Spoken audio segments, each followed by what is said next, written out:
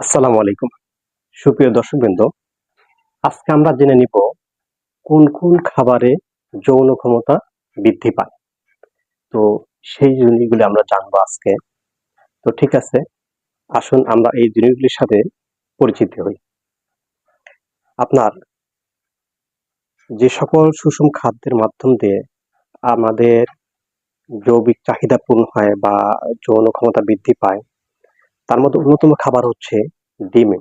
ডিমে আছে প্রচুর পরিমাণ আয়রন, প্রোটিন। আচ্ছা, এরপর সামুদ্রিক মাছ। সামুদ্রিক মাছে প্রচুর পরিমাণ ক্যালোরি আছে। এরপরে আছে হচ্ছে আপনার বাদাম, কিশমিশ, কালো জিরা, এরপরে আম, কাঁঠাল, এগুলিতে প্রচুর পরিমাণ এনার্জি ফিল করে। তো আমরা এই সকল খাবারগুলি আমরা বেশি খাওয়ার চেষ্টা করব। এরপরে আসেন আমরা মেডিসিনের মাধ্যম দিয়ে যে ইয়েগুলি বৃদ্ধি করব, সেক্সুয়ালি অর্গাজম দ্বারা বৃদ্ধি করব, এর মধ্যে অন্যতম হচ্ছে ইক্যাপ, ভিটামিন ই ক্যাপসুল। এরপরে আপনার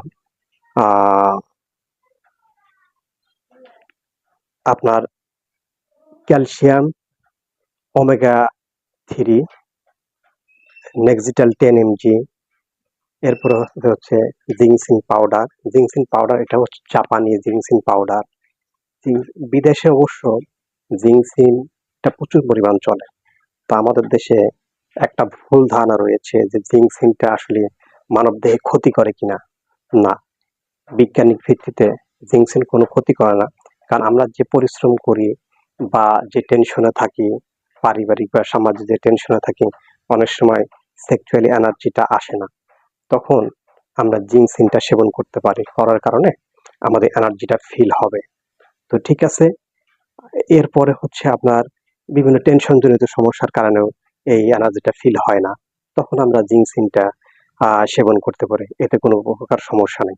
বিদেশে এটা অ্যাভেলেবল চলে, সব কান্ট্রিতেই জিংসিন পাউডার, জিংসিন ওয়েল, এই জিনিসটা অ্যাভেলেবল চলে, এতে কোনো সমস্যা নেই, শারীরিক কোনো সমস্যা।